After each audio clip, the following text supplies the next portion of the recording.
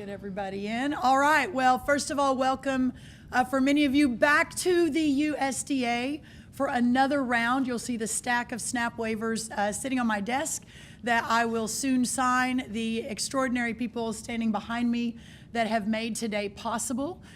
We are so grateful for all of the interest. I think we've had 29 different media outlets that you all represent that are here today to hear what we're doing next, to hear about these signings, to hear about the extraordinary leadership and work out in the states with innovation and everything that this has meant, specifically today with Governor Morrissey from West Virginia over my left shoulder, and Governor Kim Reynolds from Iowa over my right shoulder. But there are many other governors out across the country that have just been such pioneers and such innovators. So you'll hear a little bit more about that today.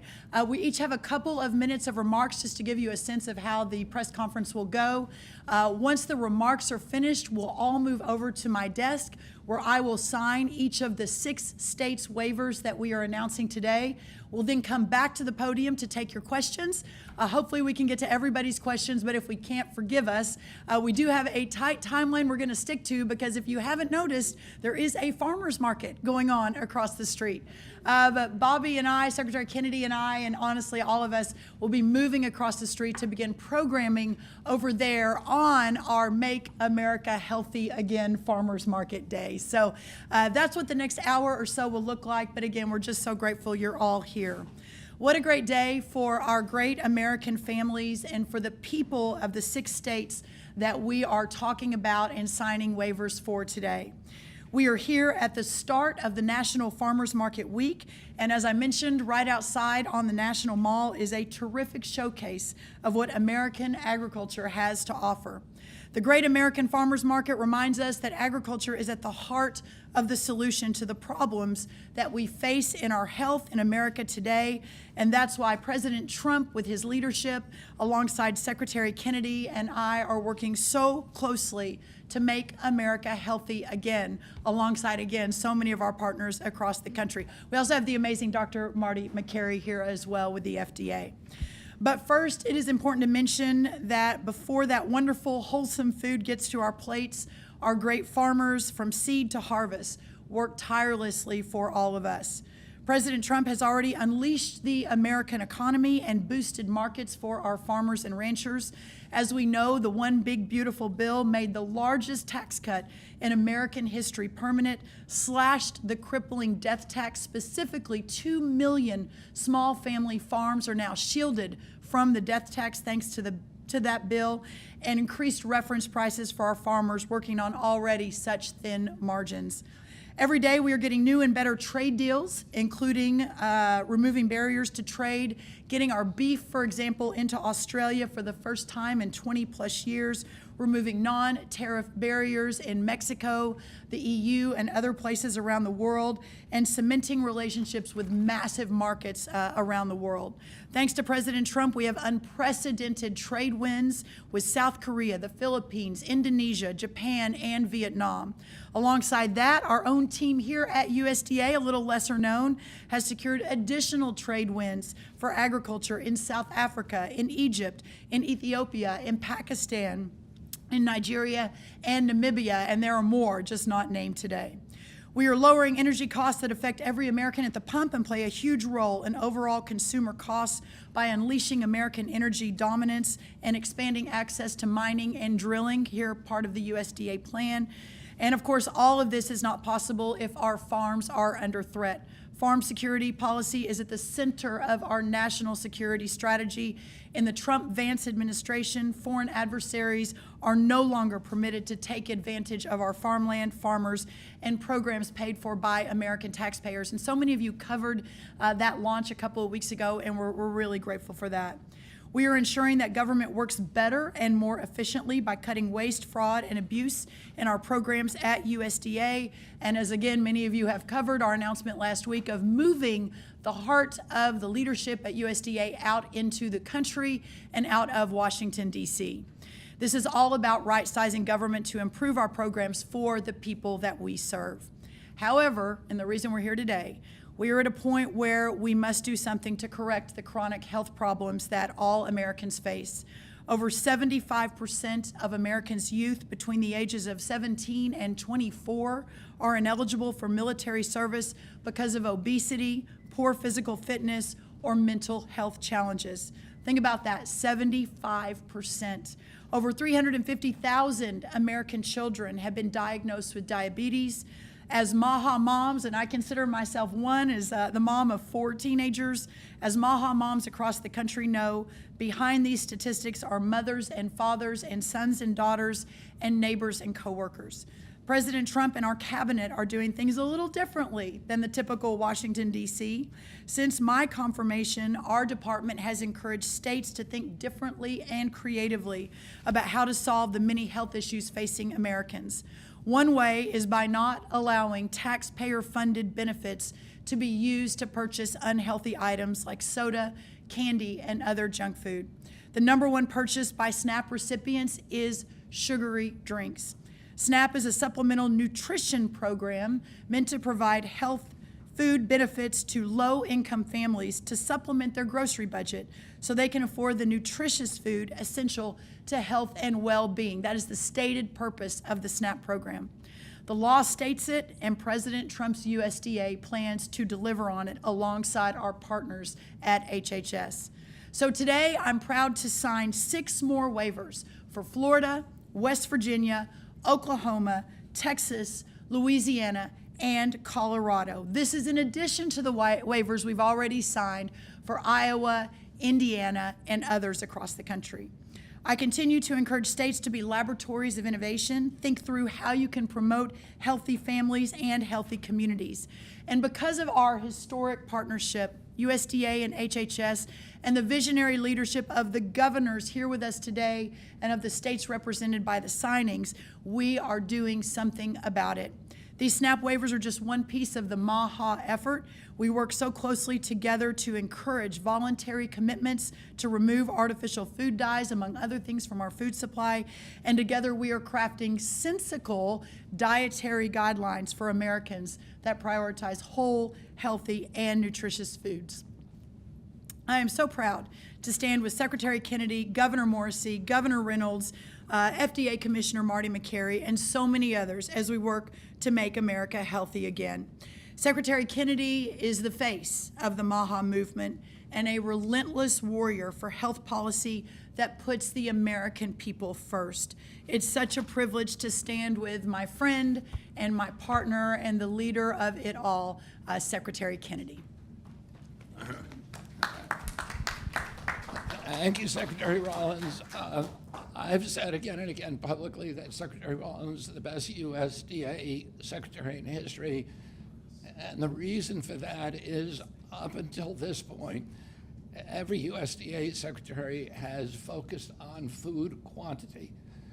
This is the first USDA secretary who is focused on food quality, on nutrient-dense food, on food that is actually going to increase the health of the American people at a time when we are in a chronic disease crisis. Her changes to the SNAP program are emblematic of that commitment. SNAP, we're spending $405 million a day on SNAP, and about 10% is going to sugary drinks. And between, and if you add candies to that, it's about 13 to 17%. And we all believe in free choice. We live in a democracy. People can make their own choice about what they're going to buy and what they're not going to buy. If you want to buy a sugary soda, you ought to be able to do that. But the U.S. taxpayer should not pay for it.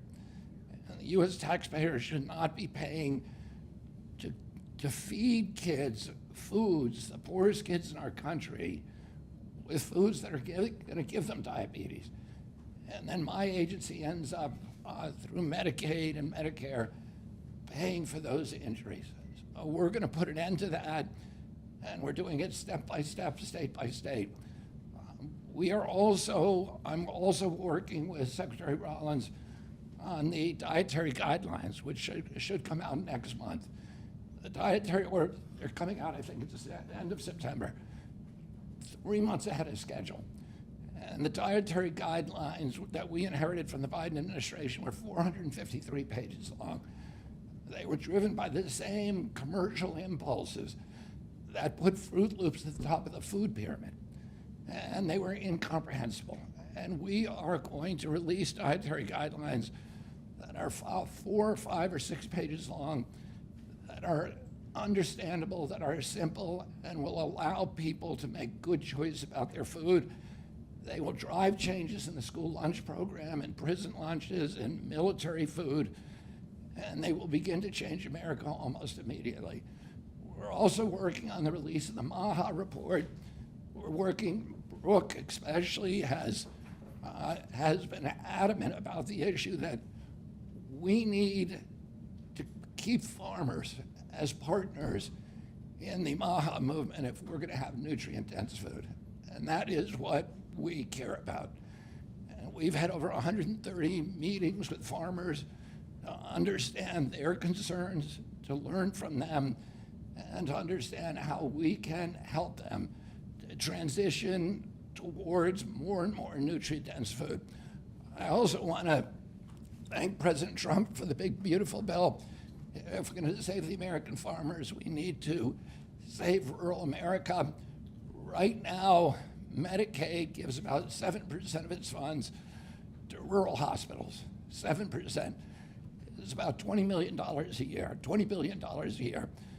We are now going to add, through the Rural Transformation Bill, we're going to add another $50 billion over 5 years. So $10 billion a year is going to be distributed to the states, to rural areas, and that is going to add about 1/3 of the money that they now receive from Medicaid, and it will transform them, and it will allow these institutions, which are so critical to the economies, to the culture, to the health of rural life, it will allow them to flourish.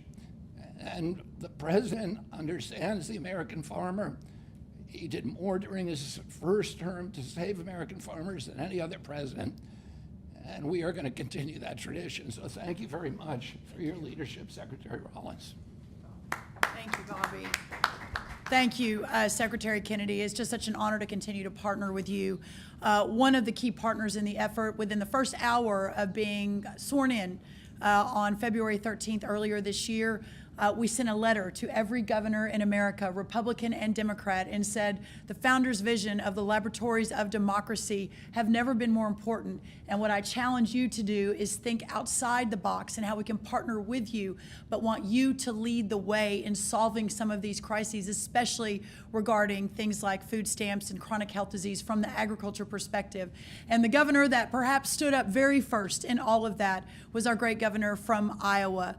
So I will always be grateful for her friendship and for her support. And I think this coming Saturday, I'm going to be even more grateful when I beat her at the Celebrity Steer Show at the Iowa State Fair, when hopefully a buckle is involved. But Governor Reynolds, what a great time to have you here. Well, a buckle is involved, and we can't wait to have you to the Iowa State Fair, but I take that challenge, and we'll see who comes out on top. But we can't wait to have you back in Iowa, so thank you very much for that. And thank you, Brooke, for that kind introduction. I appreciate it very much, and appreciate both you and Secretary Kennedy. Thank you for the opportunity to speak today, and really for enabling Iowa to help lead the nation in SNAP reform. You know, we have spent the last several years realigning our state government with common sense goals and priorities, and we've taken the same approach with SNAP and nutrition in our state. While the USDA, as you heard, clearly states that the purpose of SNAP is to support the health and well-being of low-income families, the reality is often the opposite. As you heard, 20% of all SNAP dollars are spent on sweet drinks, desserts, salty snacks, and sugar, with sweetened beverages the second highest purchase. And this truly isn't helping low-income families. In fact, it's hurting them. And Iowans are seeing the impact of that. 37% of our adults and 17% of our youth ages 6 through 17 are suffering from obesity. And that's something that, as the governor of this great state, I can't accept. And it's why that we've really begun to strategically reform our efforts to help address food insecurity and nutrition. Iowa was one of 12 states that opted not to participate in the Biden administration's Sunbucks program over the summer to help feed our school-age children. Instead, we submitted a waiver to address our unique needs in Iowa and to have a health and nutrition focus. And I was sorry to say that that waiver was denied.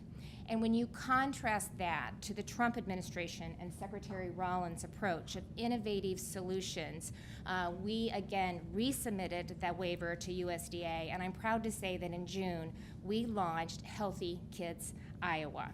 So we leveraged, I'll tell you just a little bit about that real quick and then talk about our SNAP waiver as well. We're leveraging existing food banks to purchase and distribute monthly food boxes to our meal site partners, over 264 pantry sites where they're in all 99 of Iowa counties. We utilize schools and churches and nonprofits to provide our eligible families with healthy and kid-friendly nutritious food. The monthly boxes contain $40 of nutritious food per child for those that qualify, and in the first month alone, we served over 35 children, and the program will run from June to August. Food banks, they can, some of the food banks that weighed in and our partners in this effort said that they can actually buy up to 6 times more food than a person using that Sunbucks program at retail prices. And it really was that experience that positioned Iowa to be the first state in the country to submit a waiver to pilot a Healthy SNAP initiative. So starting January 1, SNAP dollars in Iowa can only be used to purchase non-taxable food items, eliminating soft drinks, candy, and other taxable foods and beverages as eligible SNAP purchases. And by using Iowa's sales tax exemption, it was an approach that our retail partners have really praised as simple and a practical way to ensure that SNAP purchases are healthier. More importantly, I think these changes really empower families to take charge of their health and to achieve SNAP's foundational goals of meeting their traditional needs. So once again, I just want to say thank you to Secretary Rollins and her team for making these initiatives possible. They've been incredible partners throughout the process. And Secretary Kennedy, we're looking at what we can do this next legislative session to adopt some of the MAHA policies as well. So I really appreciate the flexibility and the innovative approach that they've encouraged and allowed us to take. So thank you. Thank you. Thank you. Thank you. Thank you, Kim Reynolds. Look forward to it. And Bobby said, wait, what are you doing Saturday? I said, it's a steer show. We're going to be showing 1,200-pound animals at the Iowa State Fair. So just to clarify, stay tuned. Next, Governor Patrick Morrisey of West Virginia, no greater warrior. Really, I think Secretary Kennedy, it was one of his first visits, was to visit you to talk about this in West Virginia. As the former Attorney General of West Virginia, watching you fight for the people of your state has been very inspiring. Congratulations today. You're one of the states that we're signing, and we're just so grateful for your leadership. Thank Governor you so Morrisey. much. Really appreciate it. Thank you. Oh, sorry about that. Well, thank you very much, Secretary Rollins, and it's wonderful to be here today. What a beautiful building to be at the Department of Agriculture. It's an incredible place, and I think everyone up here on the stage, Secretary Kennedy, Governor Reynolds, she's been a real leader among the governors for a long time. Commissioner Makary, they're doing a lot of great work, and work that's long overdue. I know that the collective group here, their leadership, and their commitment to making America healthy again, I think it's already making a huge difference in our country. And I'd also like to make sure we thank the person responsible for it all. President Trump has picked really good people within his cabinet and these agency heads, and he's giving them the ability to enact fundamental change that really help make America reach her potential. It's inspiring, and I'm glad to be a part of it. Now, there's no way around it when it comes to West Virginia. Unfortunately, we're ranked at or near the bottom of a lot of the tough public health metrics. We lead the country, or near leading in the country, in obesity, in diabetes, in a lot of the chronic conditions that have really been disabling our people. Usually at the top of the list for more people who are disabled in our state than virtually any other. Our kids, they're diagnosed with ADHD at rates that are well above the national average. And we have one of the lowest life expectancy rates in the United States. Now that's the bad news. And I believe in telling the truth to the American people about where we are, because that's going to make the rise all the more better when West Virginia is able to reach your potential and to get healthy again. The good news today is that we all have the power to change it. And I think the people on stage here today, the wonderful staffs who are working at the federal level and the state level to make that happen, I think you're going to start to see some needle movement in all these categories. You see, I want all West Virginians to have happy, long, healthy, and purposeful lives, spending time with friends and family and doing things that matter. Earlier this year, alongside Secretary Kennedy in Martinsburg, I signed legislation making West Virginia the first state in the country to restrict the number of the artificial dyes in the schools. We need to clean up and get the crap out of the food. And in West Virginia, we're taking the lead. That law has gone into effect. It's already started right now.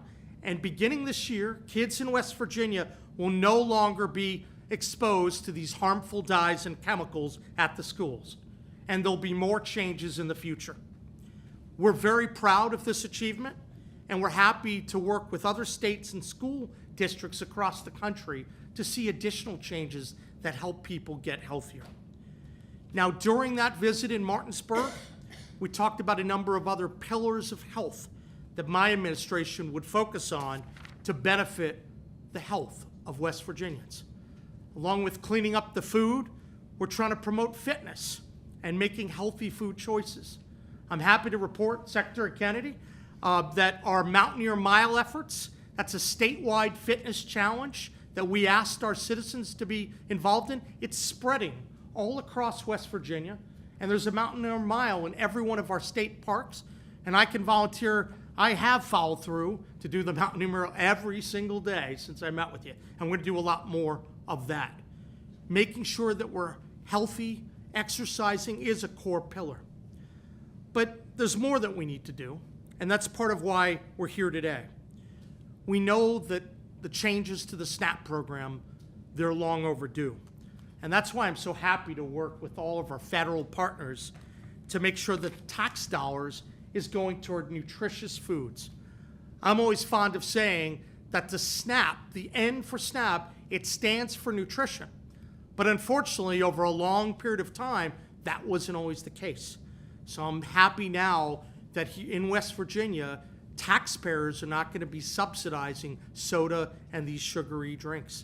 Things that have no nutritional value and are directly linked to obesity, diabetes, and a lot of other terrible healthcare outcomes. If a law says that a program is meant to help people get a more nutritious diet, then that's going to be the standard. That's what we're going to work on. So I'm happy to be here today and to celebrate the growth of the MAHA movement and all the amazing things that Secretary Rollins, Secretary Kennedy, and the entire Trump administration is doing. They're aligning words with actions, and we're not stopping here.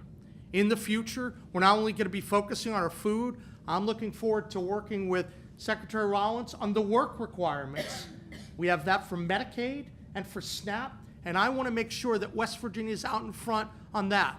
A state with one of the lowest workforce participation rate in the nation. I want to get more people to work, and I'm really excited to partner to make that happen. This administration is making big things happen, and I'm eager to talk about it. So thank you for everyone, and God bless our great country and the wonderful state of West Virginia. Well done. Thank you. And now it's an honor, one of the country's greatest doctors, researchers, scientists, and now the leader of the Food and Drug Administration, Dr. Marty Makary. Thank you so much. Thank you, Secretary Rollins. And it's so great to be here. This is a historic day in the United States. This begins the end of the government subsidization of our obesity, diabetes, insulin resistance epidemic. And it got pretty bad. Look at where we are today. 40% of our nation's kids now have a diagnosed chronic disease.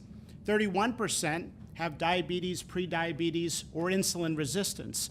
We can't keep just talking about the price of insulin. We also have to talk about what we are feeding children. We need amazing treatments, and this FDA is committed to delivering cures and meaningful treatments. But we have to talk about nutrients and fiber, not just Ozempic and other medications to medicate our nation. We're medicating our nation's kids at scale. And so this is a historic day in the United States. And Secretary Kennedy, you've been talking about this, gosh, for a long time. You got me motivated, and it's just amazing to work in your leadership here. I hear people all the time from all different political persuasions say, you know, I'm not a Republican or Democrat or political, but I love the food stuff that they're doing. And Secretary Rollins, you have been the perfect partner, and watching you and the Secretary work together has been magical. And it's just amazing. Here we are, for the first time ever, not just talking about how to fund our broken healthcare system, but how to fix our broken healthcare system by finally getting at the root issue, and that is the health of the population, starting with children. And so people say to me, I love some of this MAHA stuff. And what else are you doing to make America healthy again? Well, as Governor Morsi just said, we're just getting started. We're now talking about ultra-processed foods. And Deputy Secretary Diamantis, who's here, has put out an RFI now, request for information, where we're going to have a consensus definition of ultra-processed foods so we can help educate people in a meaningful way instead of misleading them with the broken food pyramid misinformation. We're rewriting those dietary guidelines with USDA and HHS. We're doing an inventory of all the chemicals in our food supply that are banned outside of the United States and asking, what are the most concerning chemicals here? We are cleaning up infant formula. We took action to remove the 9 petroleum-based food dyes. We are reevaluating and addressing the broken GRAS standard.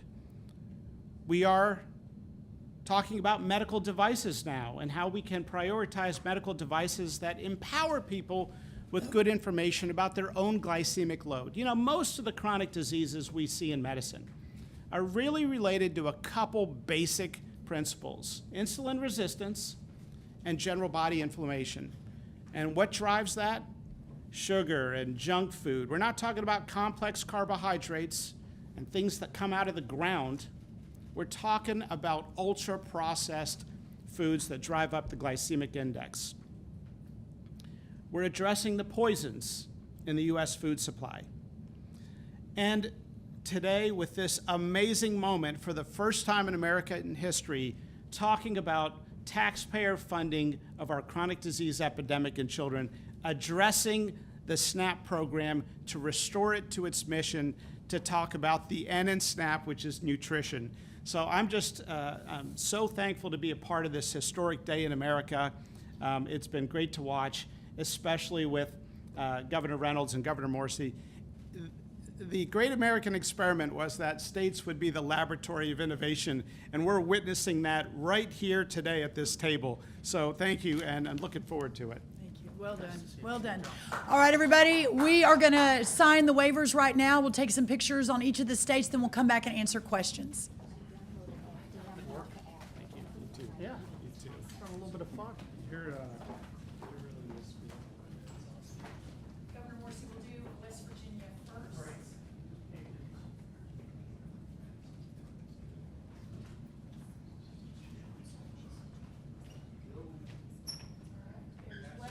Thank you.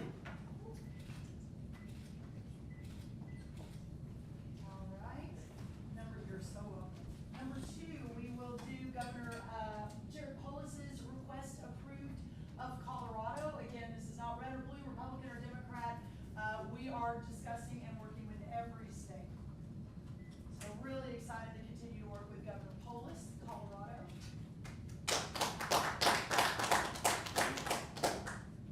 Third on the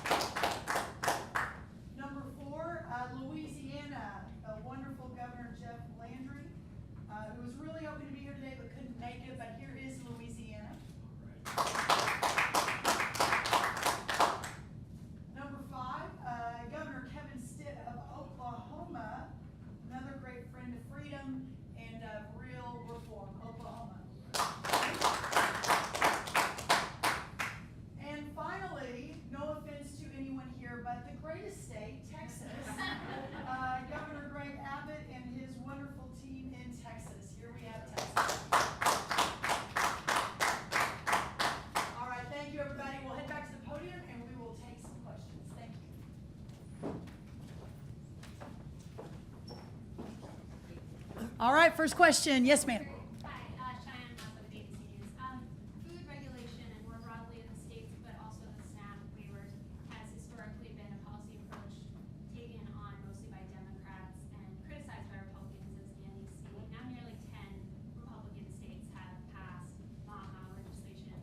Secretary, can you talk about how you have convinced Republicans? You know, I was at the governor's conference in Colorado last week, and I met with a whole string of Democratic governors, including Governor Polis, and they all committed to filing SNAP waivers and doing other MAHA legislation as well. They don't want to call it MAHA because they think that will that's become kind of a partisan brand, and I don't care what they call it. They want to protect their children, and there's no such thing as Democratic children or Republican children. There are children, and we should all care about them. And you know, I don't care what party you're in.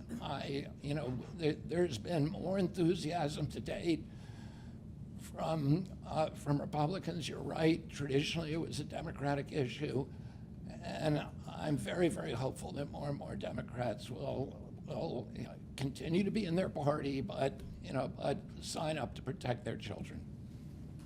Secretary Rollins, thanks so much for doing this, and Skylar with Houseways Bloomberg News. I just wanted to check in. So the president released last week a flurry of trade deals and the different rates with different countries. In the ag space, we're approaching harvest season. Right. Crop prices were soybeans, they were down a little bit. I was just wondering if you could give an update on if you're still tracking, farmer aid, sort of how the administration is looking to protect farmers as we enter that harvest season, given that we're seeing these trade deals. No, I appreciate you saying that. Obviously, the first thing I think it's important to note is this president made a promise in February to realign the entire world economy around America and Americans first.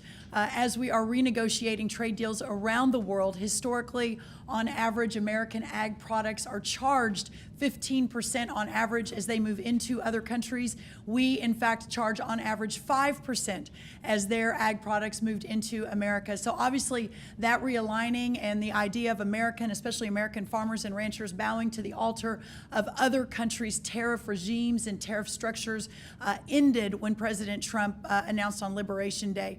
But having said that, into your question, which is a very good one, the importance of understanding the uncertainty of what this means for our agriculture producers, especially for our row croppers, some really great ones from Iowa, others from West Virginia, across this country, when they were already operating on such thin margins, barely making it day to day, month to month, year to year. We've lost almost 200,000 family farms in just the last 4 or 5 years. The cost of inputs went up 30% under the last administration. Those margins are very precarious. And what we have said and what the president has committed to from day one is that this opening of markets around the world is unprecedented. Ultimately, our agriculture community, our farmers and ranchers are entering into a golden age of agriculture.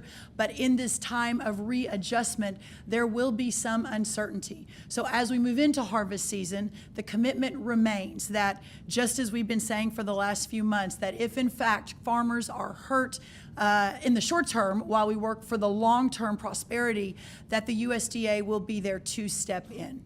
Secretary Thank you. Rollins. Yes, ma'am. Marcia Brown with Politico. The MAHA report is due out later this month, and a lot of MAHA advocates I've spoken to have said that they want to see this administration ban or limit pesticides. Will the MAHA report ban or limit pesticides or make policy recommendations to do so?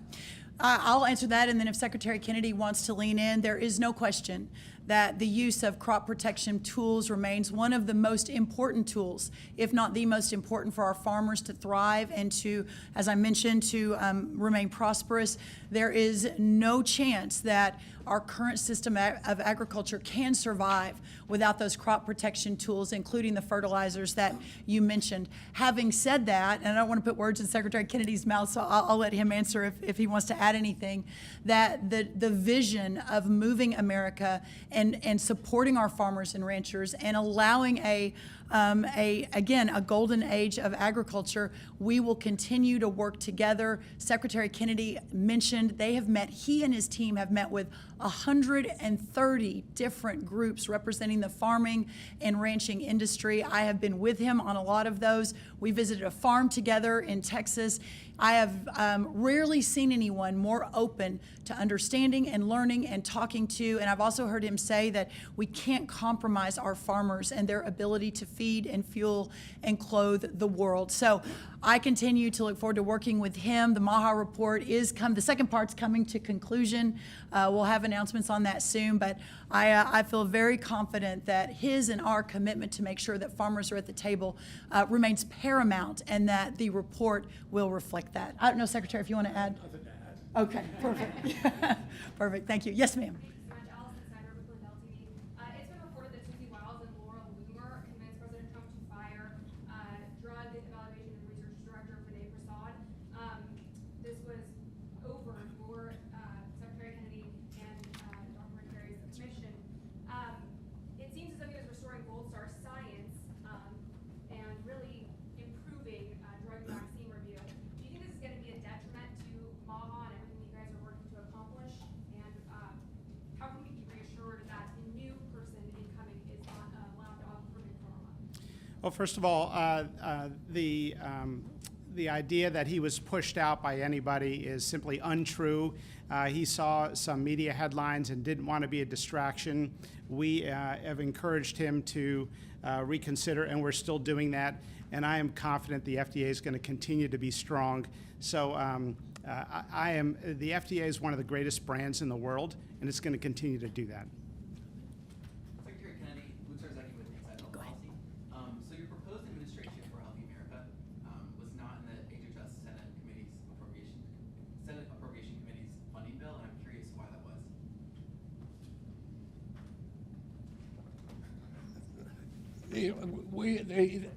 Is this the reorg? Yeah. I mean, right now, we were held up by a court order on the reorg, but we're going through with the reorg. So whether it was in well, I'm not sure what the funding is from the Senate bill, but we're going through with the reorg. Do you plan to get some of the MAHA priorities in that administration passed, or are you working on that? I mean, we have full support from the president. He wants this done. He promised to make America healthy again, and he's going to do that. He called me last night. He calls me 3 or 4 times a week and says, "Where are you? Why are people healthier yet?" And so he's keeping me under pressure. We have time for one more question. Secretary Kennedy, Ray Rubin with the Washington Post. The Wall Street Journal reported that you're planning to dismiss all 16 members of the U.S. Preventive Task Force. Is that the case, and if so, what is your reasoning? We have not made a decision. We're reviewing that now. The task force has done very little over the past 5 years. And we want to make sure that it is performing, that it is approving interventions that are actually going to prevent the health decline of the American public. And it hasn't, let me put it this way, it hasn't been stellar at doing that job. We're looking at the personnel, and we're making a decision now, but no decision's been made. Okay, thanks, press. Thank you all. We're headed to the farmer's market, so y'all go buy some beef and dairy and produce. It'll be great, right across the street. Thank y'all for coming. Nice to see you. Great event. Thank you.